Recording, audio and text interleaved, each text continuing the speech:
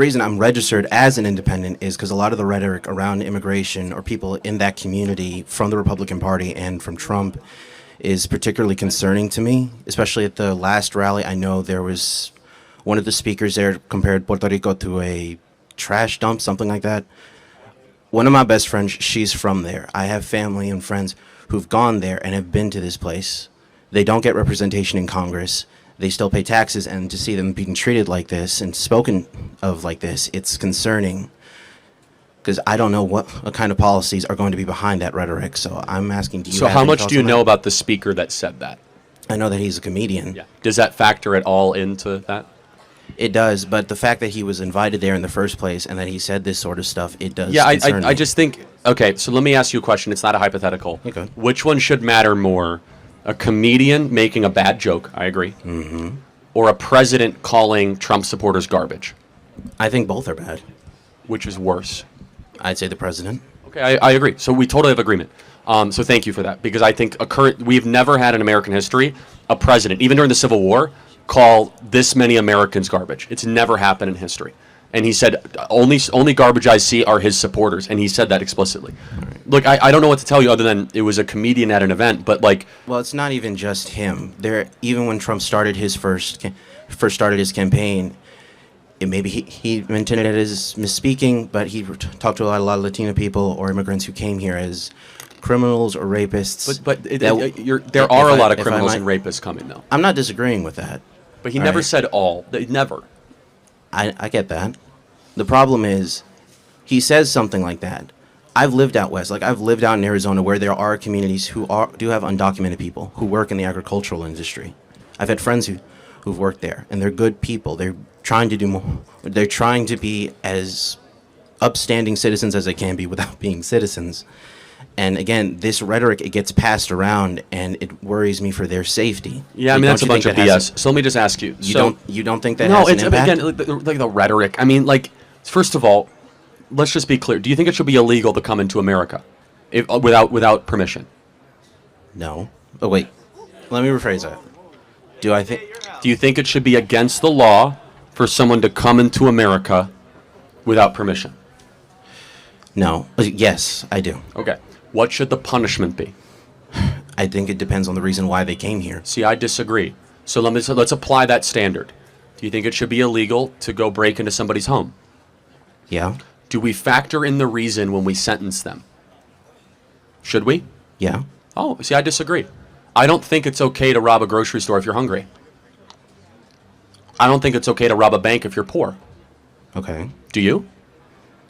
Usually, I do not think it would be okay. But if someone's under extreme circumstances, I can understand why they might make a decision. Well, hold on a second. People are not coming to America under extreme circumstances. Really? What circumstance? That their countries are poor? That's 6 billion of the 7 billion people on this planet. Right? Yeah. So that's a right to just walk into somebody else's country? I'm not saying they should just be able to come here willy-nilly. All right? But they are, right? And they should be removed and returned to their country of origin, right? If they can go back there, but that's not always an option.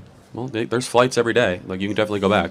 I don't mean in terms of transportation. I mean countries like, you bring up what... Name one country. El Salvador, it's actually safer than America. Venezuela, it's now safer than America. Why? Because they're sending their criminals here. They're opening their prisons and sending the migrants here. That we have a migrant crime wave. I know people who've come from those countries. I'm sure you do. I'm sure there's lots of exceptions. Here's the problem, is that you need to put your own citizens first above the citizens of another country, always. And right now, everybody in this audience, they're the first generation since George Washington, have it worse off than their parents. And so I don't care about the rhetoric. I don't even know what you're talking about, to be honest. Instead, I do not have a soft spot for someone that is coming from the third world illegally into our nation when our own generation, these kids here, are the most depressed, suicidal, anxious, poor, and least homeownership generation in history. These kids should come first above foreigners. Does that make sense? Yeah. And again, I'm precise in my language. I can go through the examples of Trump. I will say this, but Trump has record support amongst the Latino community, has record support amongst the black community, because those that have come legally, which I assume you have, coming from... I was born here. Yeah, okay, thank you. Great. So that's a separate topic, but that's unrelated. Which is, your parents came here legally, I meant, yes? Yeah. Okay. Which is great, and that's fine. That's the way it should. We have a very big open heart, but you have to come legally. And there's a difference. And I will say, to your parents that came here legally, I want you to think about this. It's an insult to your parents that had to wait in line, fill out the forms, and not commit any crimes, saying that they had to do it the right way, to the 10 million people that were able to break into this country and cut in line and do it the wrong way. Does that make sense? Yeah, I get that. So, But please. And by the way, I love that your family's a small business. You know, that people like your family make this country a better place. We try. But the reason I ask is I talked to my mom. She came from Haiti in the late 70s. She's talked about this stuff. Like, there are people who've come up to our business. We usually don't get any trouble, but we don't usually say, like, hey, we're originally from that country, because we're worried, like, what if somebody's going to come up and say, oh, you're an immigrant? They're going to have trouble with us. I'm an immigrant, man. Where are you from? But I will ask you, though. So let me just, and I think this is important. Generally, have your dealings with white Americans been decent? Yeah. Depends? Depends, yeah. Really? Would you say that how have white Americans been indecent to you? To be clear, I'm not saying all that have been, but I know that when we go, depending on where we sell, we often have a much easier time selling in an area where there's No. That's not what I asked. Just because people don't want to buy your stuff doesn't mean they're being indecent, right? Yeah. I mean, has this country been good to you guys? Probably, yeah. I'd say that. Okay, good. No, again, we agree. I just, I would reframe your way of thinking as if there's like a boogeyman out to come get you. This is the least racist country ever to exist in the history of the world, ever.